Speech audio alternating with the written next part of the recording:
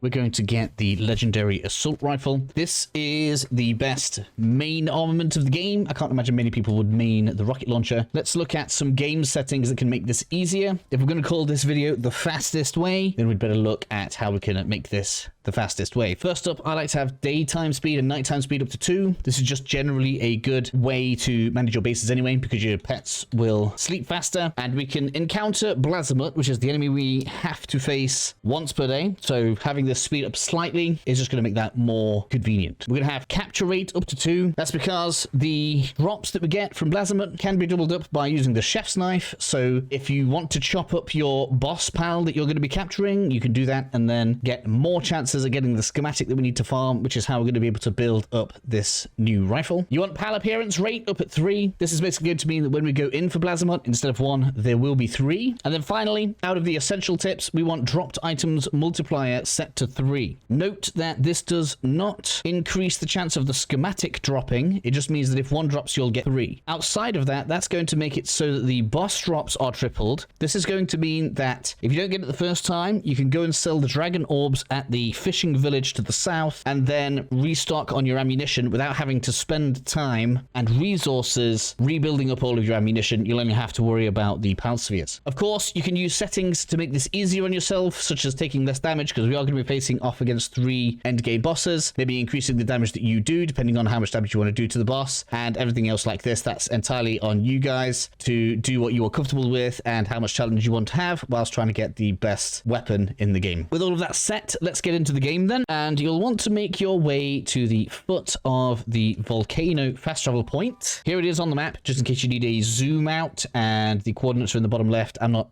going to read out numbers you can read. Surely you're not that lazy. You're going to want a cooling pal or some really good heat resistance, because it is going to be hot here, so just bear that in mind. And the cave we're looking for is generally easier to see the first time during the night, but basically we want to head towards the Blazamut boss from the foot of the volcano fast travel point, and what we'll find is that as we get closer, we can start seeing the lights out the side of this cave, which is what makes this easier to see during the nighttime. This can be easy to miss, but on the left hand side of the road, you can just follow the road up. We have this cavern, which is where we need to go. It's very advisable to bring a torch along for this point, so make sure you have some form of illumination. A fox spark can do it as well, but I've just recommended that you guys bring a cooling pet, which is going to be useful because that means now we shouldn't be too at risk of burning up. I suppose I haven't done it here. It can be advisable to bring multiple ice pets just in case it faints, because otherwise you could die on the way out. Once we're inside, we need to take care of the Blazamuts. Capture is preferable to killing, and once it's all done, make sure you pick up all of the loot in here, and you will have a 2% chance per Blazamut to drop the schematic. It's incredibly unlikely that I just got one here, which I didn't, but keep on rolling, and that is how you are going to get the best rifle in the game.